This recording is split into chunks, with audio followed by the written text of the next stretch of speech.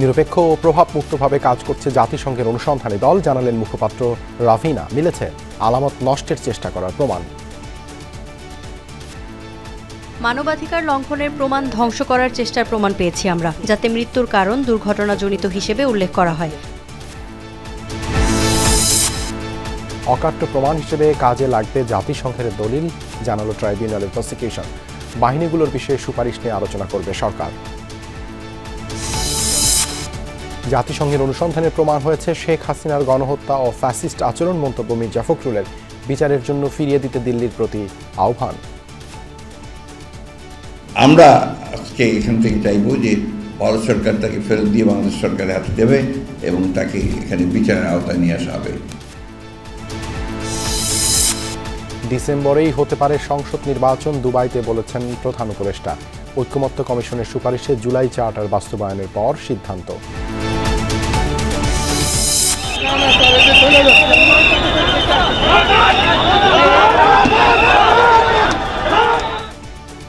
শাহবাগ অবরোধমুক্ত করতে প্রাথমিকে নিয়োগ প্রত্যাশীদের উপর লাঠিচার্জ, জলকামান। হাইকোর্টের আদেশের বিরুদ্ধে অধিদপ্তরের আপিল। যমুনা টেলিভিশনের নাম ভাঙিয়ে চাঁদাবাজির ঘটনায় গ্রেপ্তার 2 রিপোর্টার পরিচয়ে সরকারি কর্মকর্তাদের হুমকি দিত চক্রটি। যমুনা টিভি আমাদের কাছে একটা অভিযোগ জানায়, র্যাব 3-র একটি দলও এটা তদন্ত করতেছিল। তথ্য প্রযুক্তির মাধ্যমে তারা ওই আসামি 2জনকে গ্রেপ্তার করে। এছাড়াও রাতের বাংলাদেশে থাকছে নারী সাপজয়ী পুরো দলকে নয়, 21 পদকের জন্য 11 জনের নাম চেয়েছে সংস্কৃতি মন্ত্রণালয়। বিপাকে বাফুফে কর্মকর্তারা। টিম স্কোয়াড থাকে 23 জনের, 11 সেট খেলে এবং 5 জন সাবস্টিটিউট থাকে। এর মধ্যে এটা আমি মনে করি যে এটা অ্যাবসলিউটলি এটা টিম ওয়ার্ক, এটা ইন্ডিভিজুয়ালি পারফর্ম শো করার জিনিস না।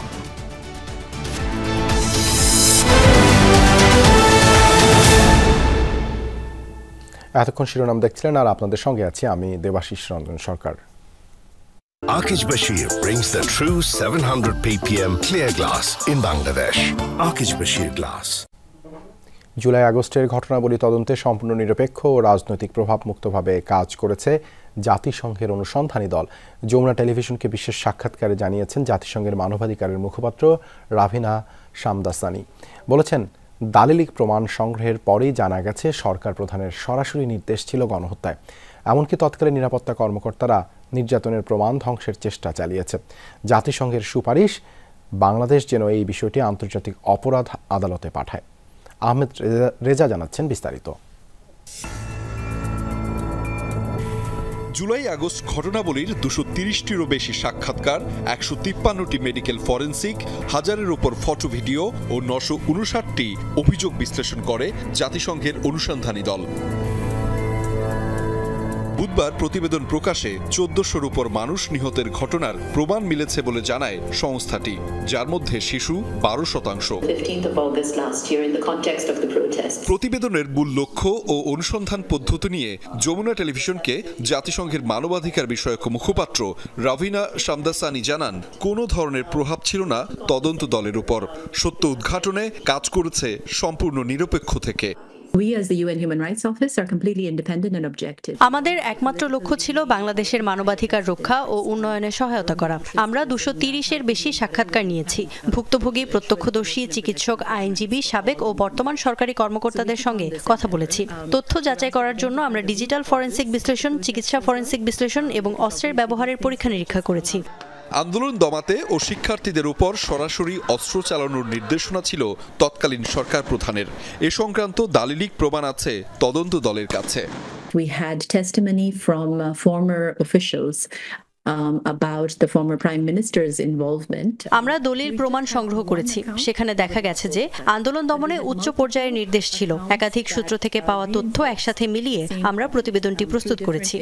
এই ধরনের ভয়াবহ ঘটনা যেন ভবিষ্যতে না ঘটে, সেজন্য কাঠামো ও আইনগত সংস্কারের তাগিদ দিয়েছে জাতিসংঘ, করেছে দায়বদ্ধতা নিশ্চিতের সুপারিশও। এমনকি বিষয়টি নিয়ে বাংলাদেশকে আন্তর্জাতিক অপরাধ আদালতে যাওয়ার কথাও বলা আছে প্রতিবেদনে। While the government has changed, a lot of the individuals who are working in the judicial system, in the police, in the investigative branches remain the same. সরকার পরিবর্তন হলেও আইন শৃঙ্খলা বাহিনী এবং বিচার ব্যবস্থায় কর্মরত অনেক কর্মকর্তা পরিবর্তিত হননি। ফলে পূর্ববর্তী নিপীড়নমূলক পদ্ধতি যেমন আটক অবস্থায় নির্যাতন বা রাজনৈতিক উদ্দেশ্যে মামলা দায়েরের প্রবণতা এখনো রয়ে গেছে। আমরা সুপারিশ করছি যে বাংলাদেশ যেন এই বিষয়টি আন্তর্জাতিক অপরাধ আদালতে পাঠায়। আন্তর্জাতিক অপরাধ আদালতের সম্পূরক ভূমিকা দেশীয় বিচার ব্যবস্থার ঘাটতি পূরণে সহায়ক হতে পারে। প্রতিবাদকারী, পথচারী, এমনকি নির্বিচার গ্রেফতারের সময় অতিরিক্ত বল প্রয়োগ, এমনকি মানবাধিকার লঙ্ঘনের প্রমাণ ধ্বংসের চেষ্টা করেছে নিরাপত্তা বাহিনী। ফলে জাতিসংঘের সুপারিশ ভুক্তভোগী ও সাক্ষীদের সুরক্ষা নিশ্চিত করা।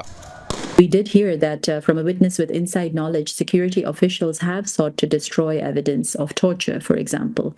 মানবাধিকার লঙ্ঘনের প্রমাণ ধ্বংস করার চেষ্টার প্রমাণ পেয়েছি আমরা। নিরাপত্তা বাহিনী চিকিৎসা কর্মীদের চাপ দিয়েছে যাতে মৃত্যুর কারণ দুর্ঘটনাজনিত হিসেবে উল্লেখ করা হয়, বুলেট ইনজুরি নয়। প্রতিবেদনের 259 নম্বর অনুচ্ছেদে এটি নথিভুক্ত করা হয়েছে। রাভিনা শামদাসানি জানান, বাংলাদেশের বর্তমান অবস্থাও নজরে রেখেছে সংস্থাটি। সুষ্ঠু নির্বাচন পদ্ধতি ও গণতান্ত্রিক ব্যবস্থা ফেরাতে সহায়তা করবে জাতিসংঘ। Some of these orders came from the highest level. The orders to use force to suppress the protesters, to suppress dissent at all costs. Ahmed Reza, Jamuna news, Dhaka. RAB বিলুপ্তি, বিজিবিকে শুধু সীমান্ত রক্ষা এবং ডিজিএফআইকে সামরিক গোয়েন্দা তৎপরতার মধ্যেই সীমাবদ্ধ রাখার সুপারিশ করেছে জাতিসংঘের মানবাধিকার কমিশন। এই সুপারিশকে স্বাগত জানিয়েছে অন্তর্বর্তী সরকার। তবে আলোচনার পরেই সুপারিশ বাস্তবায়নের সিদ্ধান্ত নেওয়া হবে জানিয়েছেন স্বরাষ্ট্র উপদেষ্টা। অন্যদিকে আন্তর্জাতিক অপরাধ ট্রাইব্যুনালের চিফ প্রসিকিউটর বলেছেন, জাতিসংঘের রিপোর্ট জুলাই হত্যাকাণ্ডের অকাট্য প্রমাণ হিসেবে কাজে লাগবে। জুলাই গণঅভ্যুত্থানে গণহত্যার ভয়াবহতা উঠে এসেছে জাতিসংঘের মানবাধিকার বিষয়ক হাই কমিশনের রিপোর্টে। তাদের তদন্তে পুলিশ, বিজিবি সহ বিভিন্ন বাহিনীর গুলিতে নিহতের সংখ্যা ১,৪০০ জন আর আহত ১৩,৫২৯ জন। বাহিনীগুলোর এই নৃশংসতা বিবেচনায় নিয়ে র্যাব ও এনটিএমসি বিলুপ্ত করার সুপারিশ করেছে কমিশন। বিজিবির কার্যক্রম সীমান্তে এবং ডিজিএফআইয়ের কর্মকাণ্ড সামরিক গোয়েন্দা কার্যক্রমে সীমাবদ্ধ রাখার প্রস্তাব দিয়েছে তারা। ওয়েলকাম করা হয়েছে। সচিবালয়ে এক অনুষ্ঠানে জাতিসংঘের রিপোর্ট নিয়ে প্রশ্ন ছিল স্বরাষ্ট্র উপদেষ্টার কাছে। তিনি বলেন, রিপোর্টকে স্বাগত জানায় সরকার, তবে সুপারিশ বাস্তবায়নের সিদ্ধান্ত হবে আলোচনার মাধ্যমে।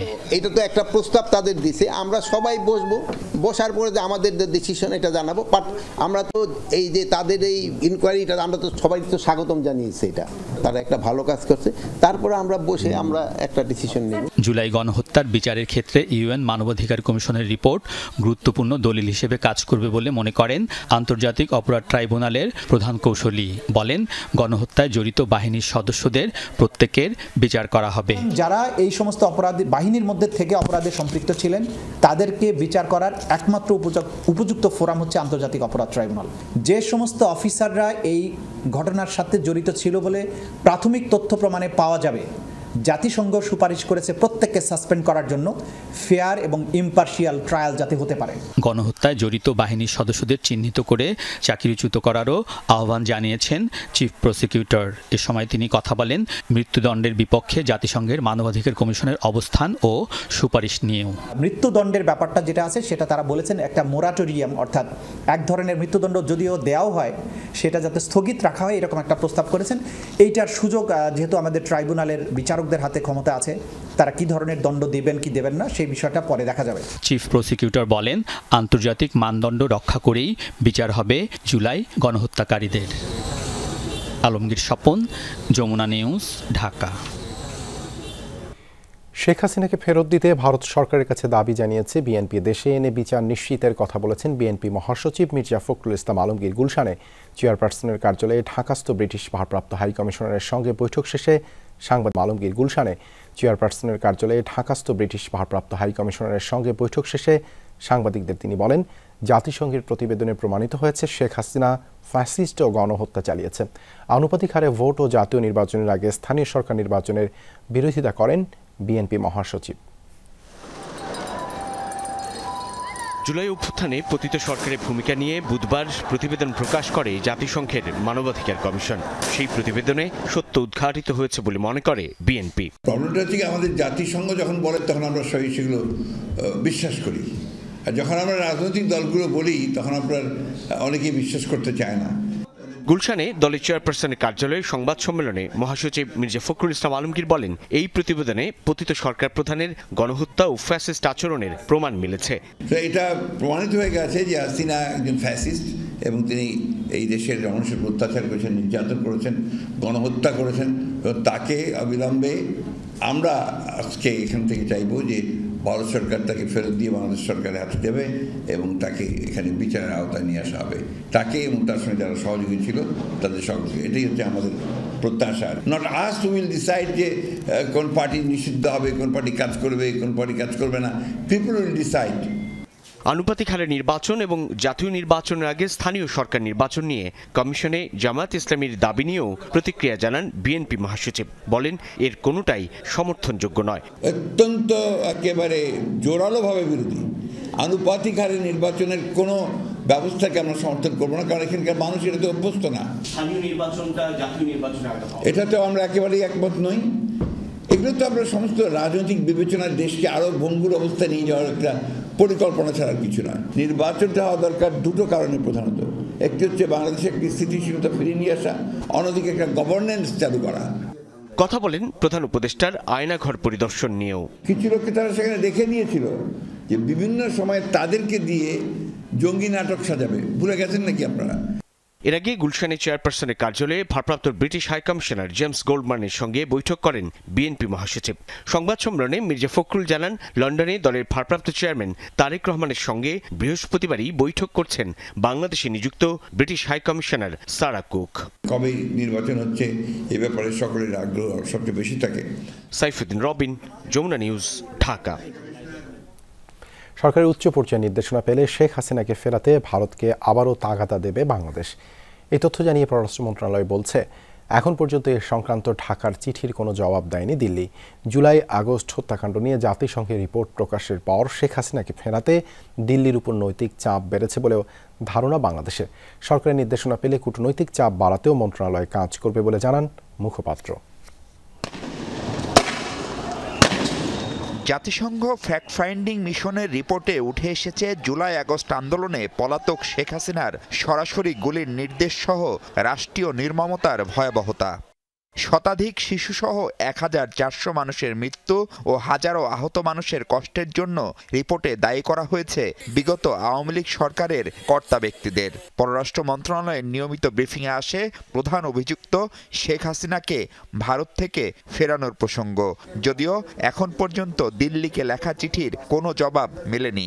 কূটনৈতিক পত্রের সাথে ওইখানে থিক সেট অফ ডকুমেন্টস এটা এনক্লোজার হিসেবে গেছে। তো আমরা ধারণা করি যা যা কাগজ ওইখানে থাকা দরকার সবগুলা ওইখানে আছে এবং the complete package has been sent. এখন পর্যন্ত ভারতের পক্ষ থেকে আমরা কোনো উত্তর পাইনি, কিন্তু আমরা উত্তর প্রত্যাশা করেই যাব। মাননীয় প্রধান উপদেষ্টা বলেছেন যে রিমাইন্ডার একটা পাঠানো হবে, যখন পলিটিক্যাল লিডারশিপ মনে করবে যে this is the right time, তখনই এটা পাঠানো হবে। জাতিসংঘ ফ্যাক্ট ফাইন্ডিং রিপোর্ট প্রকাশ শেখ হাসিনাকে দেশে ফেরাতে কোনো সহায়ক ভূমিকা রাখবে কিনা জানতে চান সাংবাদিকরা। রিপোর্টের যে অংশটুকু পাবলিকলি এসেছে সেটা যে কোনো মানুষের মনে নাড়া দেওয়ার জন্য যথেষ্ট।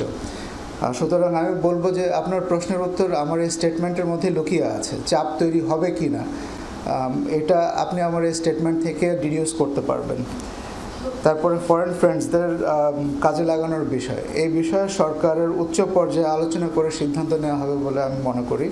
আগস্টে অন্তর্বর্তী সরকার গঠনের কয়েকদিন পর থেকেই দিল্লিতে বাংলাদেশের হাই কমিশনারের পদ শূন্য।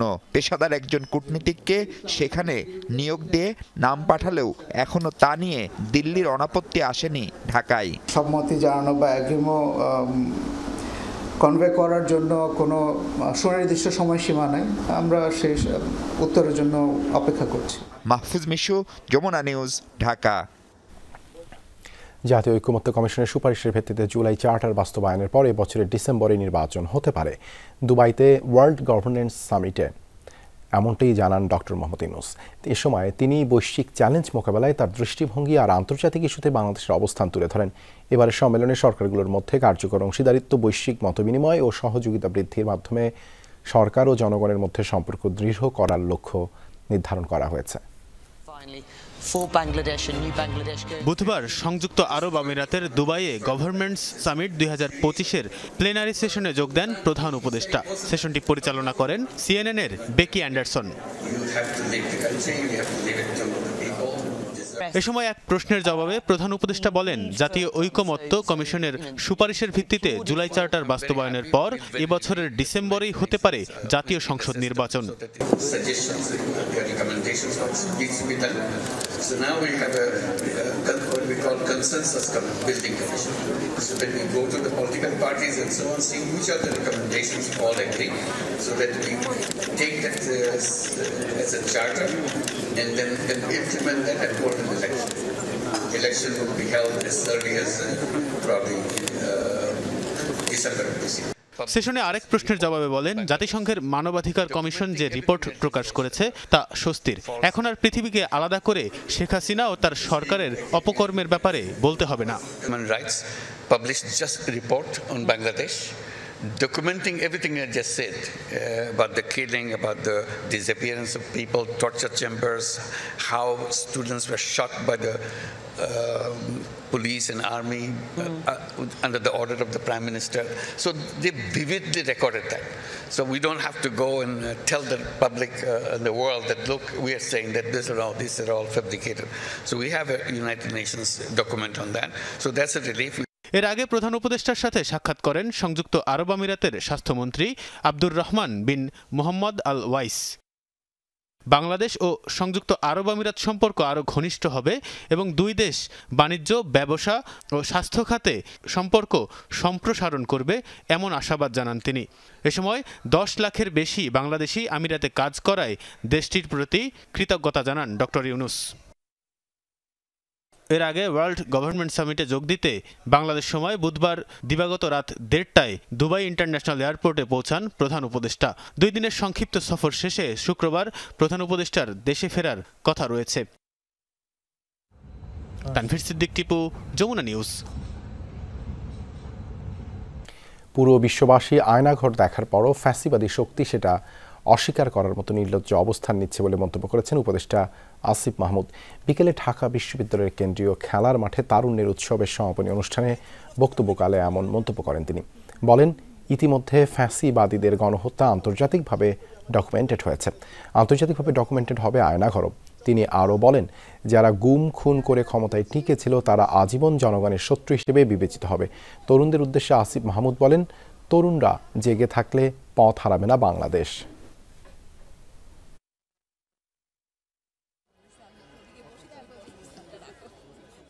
পুরো বিশ্ববাসী আয়নাঘর দেখলো, তারপরেও ফ্যাসিবাদী শক্তি সেটা অস্বীকার করার মতো নির্লজ্জ অবস্থান নিচ্ছে। কিন্তু সেটা করে আসলে কোনো লাভ হবে না, কারণ ইতিমধ্যেই জুলাই গণ অভ্যুত্থানে তাদের গণহত্যা ইন্টারন্যাশনালি ডকুমেন্টেড এবং প্রকাশিত হয়েছে, এবং এই আয়নাঘরও ইন্টারন্যাশনালি ডকুমেন্টেড এবং প্রকাশিত হবে। আবারও শাহবাগ মোড় অবরোধকারীদের উপর পুলিশের জল কামান নিক্ষেপ, কয়েক দফায় চলে পুলিশি অ্যাকশন, আটক করা হয় বেশ কয়েকজনকে। এ সময় আহত হন 5 জনের মতো। সরকারি প্রাথমিক বিদ্যালয়ে নিয়োগের দাবিতে আন্দোলনরতরা শেষমেশ রাস্তা ছেড়ে দিতে বাধ্য হয়। বিক্ষোভকারীদের অভিযোগ, হাইকোর্টের বৈষম্যমূলক রায় বাতিল করে চূড়ান্ত করতে হবে তাদের নিয়োগ। এদিকে নিয়োগ স্থগিত করে দেয়া হাইকোর্টের রায়ের বিরুদ্ধে আপিল করেছে প্রাথমিক শিক্ষা অধিদপ্তর। জাতীয় জাদুঘরের সামনে পুলিশের ব্যারিকেড ভেঙে শাহবাগ সড়ক অবরোধ করেন 3য় ধাপে সরকারি প্রাথমিক বিদ্যালয়ের সুপারিশপ্রাপ্ত শিক্ষকরা। ঠিক তার কিছুক্ষণ পরই পুলিশের জলকামান নিক্ষেপ করা হয় লাঠিচার্জ। এতে আহত হয় বেশ কয়েকজন, নেওয়া হয় হাসপাতালে, আটক করা হয় কয়েকজনকে। আন্দোলনকারীরা বলছেন, অন্যায়ভাবে লাঠিচার্জ করা হয়েছে তাদের উপর। দাবি আদায় করে রাজপথ ছাড়ার হুঁশিয়ারি দেন তারা।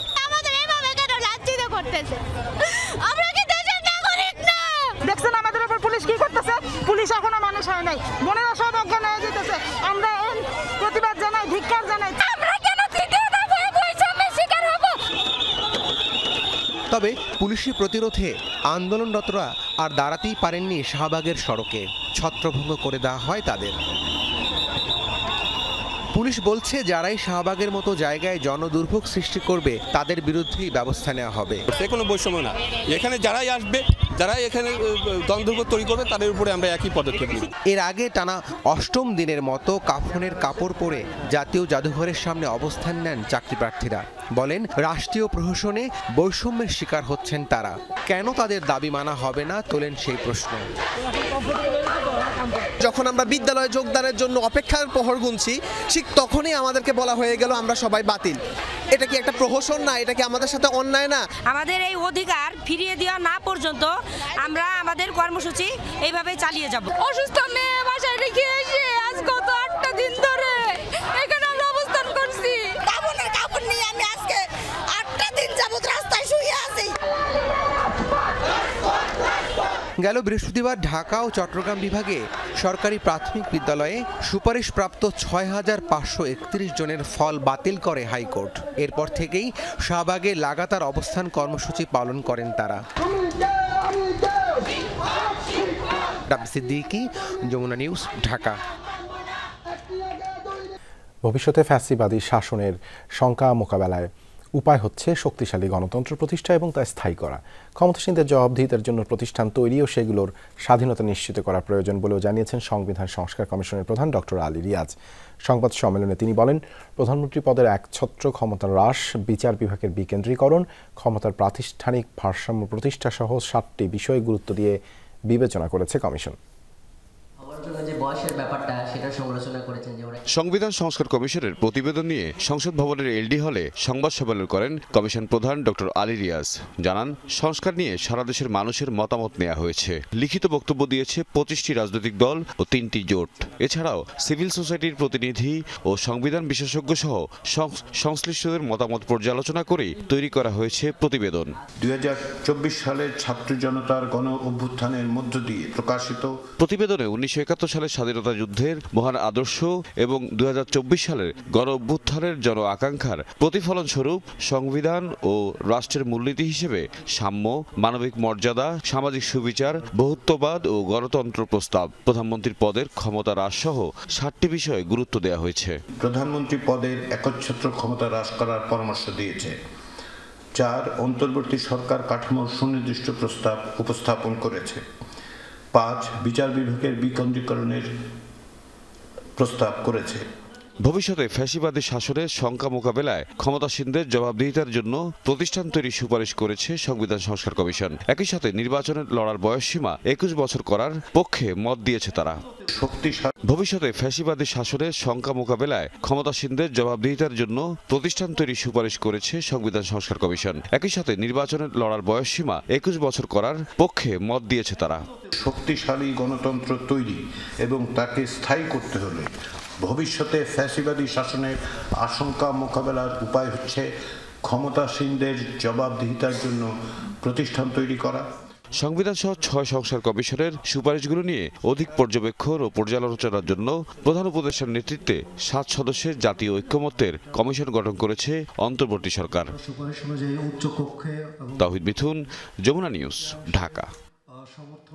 নির্বাচন সুষ্ঠু করতে যতটুকু সংস্কার প্রয়োজন তা শেষ করেই ভোটে যাওয়ার দাবি জানিয়েছে জামায়াতে ইসলামী। দলটি বলছে, সংস্কার ছাড়া নির্বাচন হলে সেটা সুষ্ঠু হবে না। সকালে দীর্ঘ 17 বছর পর নির্বাচন কমিশনের সাথে বৈঠক করেন জামায়াতে ইসলামীর প্রতিনিধি দল। পরে ব্রিফিংয়ে দলটির সেক্রেটারি জেনারেল মিয়া গোলাম পরোয়ার বলেন, সংস্কার ছাড়া কোনো নির্বাচন হবে না। 300 আসনে প্রার্থী বাছাই করা হয়ে গেছে বলেও জানায় দলটি। নিবন্ধন নিয়ে আদালতে এখনও শুনানি চলছে উল্লেখ করে সেক্রেটারি জেনারেল সুবিচার পাওয়ার আশা ব্যক্ত করেন। স্থানীয় সরকার নির্বাচন আগে করার ব্যাপারেও সমর্থন আছে জামায়াতের। নির্বাচন বাতিলে ইসির ক্ষমতা পুনর্বহালের দাবি সহ প্রবাসীদের ভোট দেওয়ার ব্যবস্থা নিতে আহ্বান জানায় জামায়াতের প্রতিনিধি দল। সাংবাদিকদের প্রশ্নের জবাবে সেক্রেটারি জেনারেল বলেন, জামায়াত জাতিসংঘের তদন্ত কমিশনকে সহায়তা করেনি, এই তথ্য সঠিক নয়। অন্তত নির্বাচনী প্রক্রিয়ার সঙ্গে যে সমস্ত অর্গান এবং বিভাগগুলো রাষ্ট্রের জড়িত সেগুলোকে সংস্কার করেই জাতীয় সংসদে নির্বাচন করতে হবে। তা না হলে এই নির্বাচন নিরপেক্ষ হবে না, অবাধ হবে না। পূর্বের যে 3টা নির্বাচনে জনগণ ভোট দিতে পারে নাই সেই নির্বাচনেরই পুনরাবৃত্তি ঘটবে। এজন্য আমরা এটা বলেছি যে সংস্কার সম্পূর্ণ করে নির্বাচন প্রক্রিয়া সুষ্ঠু করতে যেটুকু সংস্কার লাগে আমরা হোল রাষ্ট্রের সংস্কার আমরা বলিনি। যমুনা টেলিভিশনের নামে দেশব্যাপী চাঁদাবাজি করার দায়ে ফিরোজ খান ও সাখাওয়াত হোসেন রনি নামের দুজনকে আটক করেছে র্যাব। বৃহস্পতিবার রাজধানী সবুজবাগ থেকে তাদের আটক করা হয়। এই চক্রের আরও কয়েক সদস্যকে ধরতে অভিযান অব্যাহত রেখেছে আইন শৃঙ্খলা বাহিনী। আটককৃতরা জানায় প্রায় ৩ বছর ধরে এ ধরনের চাঁদাবাজি করে আসছে চক্রটি। রাজধানী মহানগর থেকে উপজেলা পর্যন্ত সরকারি বিভিন্ন দপ্তরে যমুনা টেলিভিশনের নাম ভাঙিয়ে এভাবেই চাঁদা দাবি করত চক্রের সদস্যরা। ভিন্ন ভিন্ন নামে ভিন্ন ভিন্ন পরিচয়পত্রের মাধ্যমে চলত তাদের চাঁদাবাজি। গেল কয়েক মাস এক প্রকার অতিষ্ঠ হয়ে উঠেছিলেন সরকারের বিভিন্ন দপ্তরের কর্মকর্তারা। শেষ পর্যন্ত বৃহস্পতিবার চক্রের 2 সদস্যকে সবুজবাগ থেকে আটক করে র্যাব 3-এর একটি দল। পরে সন্ধ্যায় তাদের হস্তান্তর করা হয় ভাটারা থানায়। চক্রের সদস্যরা জানান কিভাবে দেশব্যাপী চলত তাদের কৌশলে চাঁদাবাজি। বিগত যে 2-3 বছর ধরে এরকম মানবিক দৃষ্টিকোণ থেকে আর কি নিতেছে।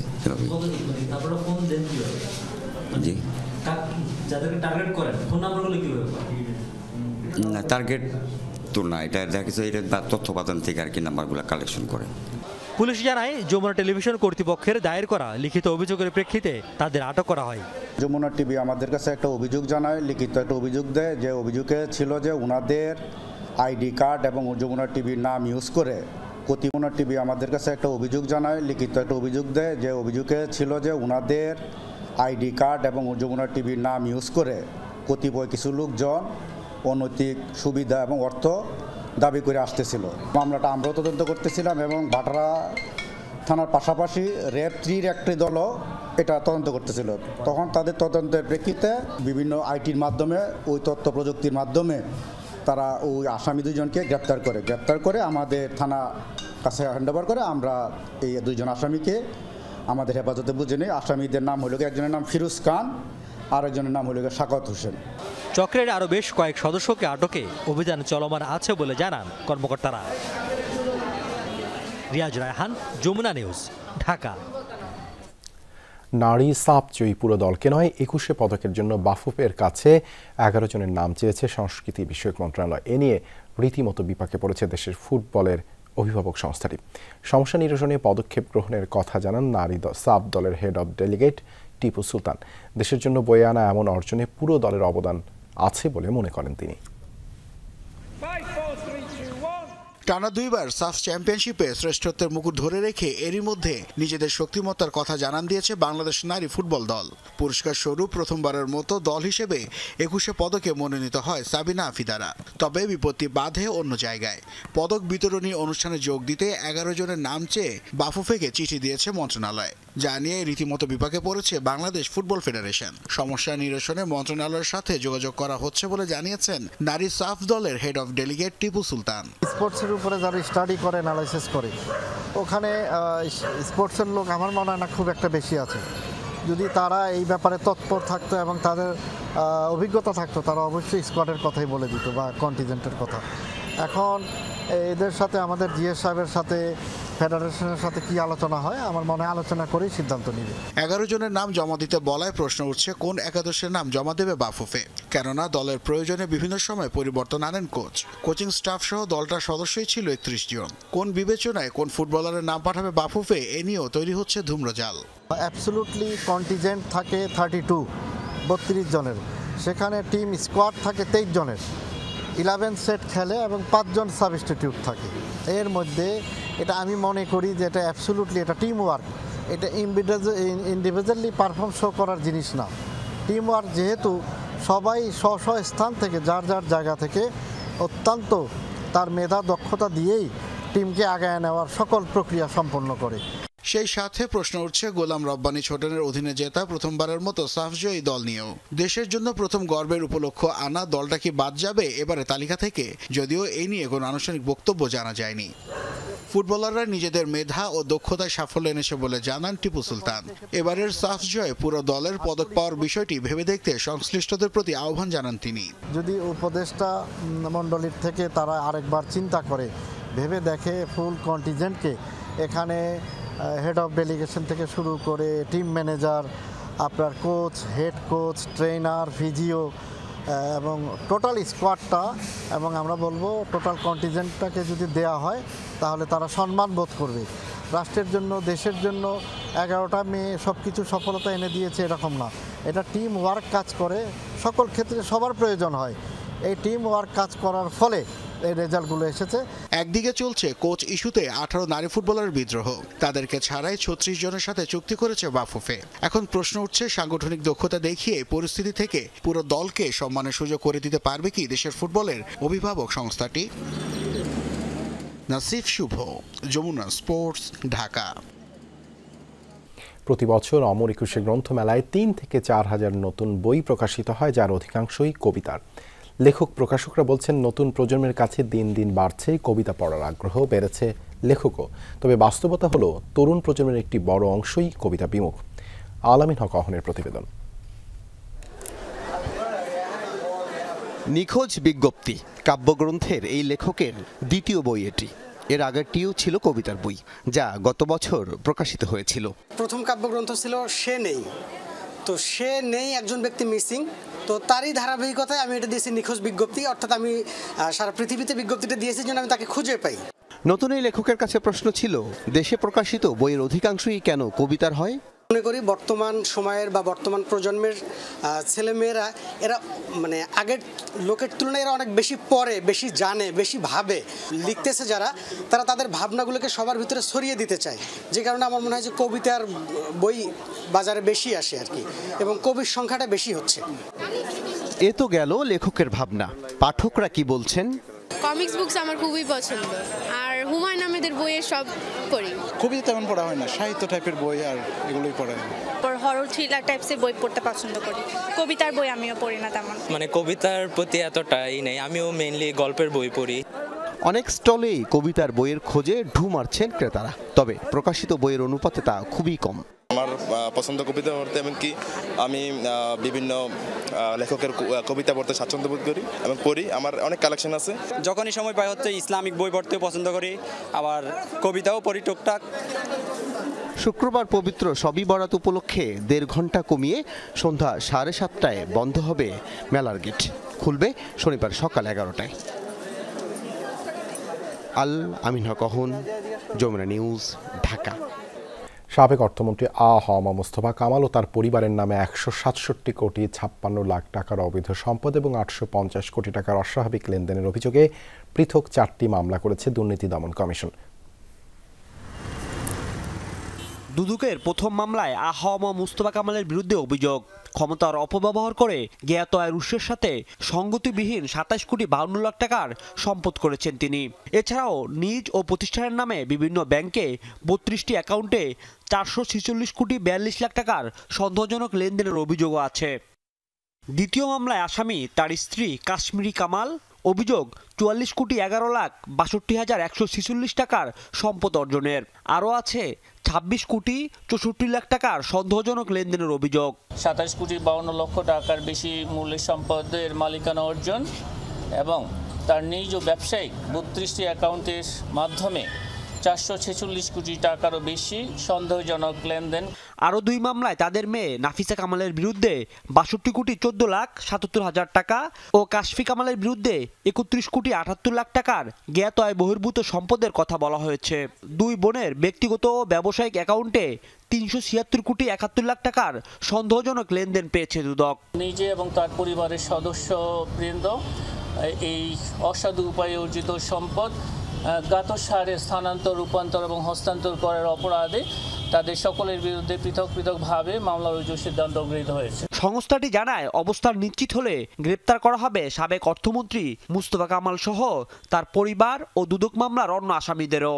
যারা এজাহারভুক্ত আসামি থাকবেন, আমাদের তদন্তকারী দল এই বিষয়ে তাদের গ্রেপ্তারের অভিযান অব্যাহত রাখেন। রাজীব আহমেদ, যমুনা নিউজ, ঢাকা।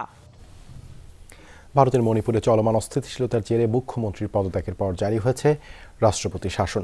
বৃহস্পতিবার স্বরাষ্ট্র মন্ত্রণালয় থেকে একটি সরকারি বিজ্ঞপ্তিতে মণিপুরের রাষ্ট্রপতি শাসন জারির কথা জানানো হয়। গেল রোববার মণিপুরের মুখ্যমন্ত্রীর পদ থেকে ইস্তফা দিয়েছেন বিজেপি নেতা বীরেন সিং। মণিপুরে দীর্ঘ সময় ধরে চলা সংঘাতের জেরে বেশ কিছুদিন ধরেই তার নেতৃত্ব নিয়ে বিরোধিতা দেখা গেছে বিজেপির মধ্যে। দলের বাইরেও পড়তে হয়েছে চাপে। বীরেন সিং এর ইস্তফার পর নতুন কোনো মুখ্যমন্ত্রীর নাম ঘোষণা করতে পারেনি বিজেপি।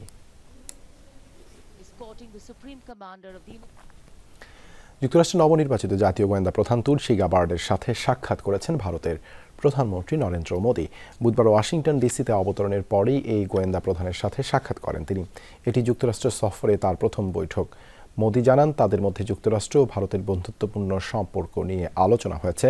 নানা বিতর্কের পর বুধবারই যুক্তরাষ্ট্রের জাতীয় গোয়েন্দা বিভাগের প্রধান নিযুক্ত হন ডোনাল্ড ট্রাম্প মনোনীত তুলসী। গোয়েন্দা সংশ্লিষ্ট কাজের অভিজ্ঞতা না থাকায় তার এই নিয়োগ নিয়ে হচ্ছে ব্যাপক সমালোচনা।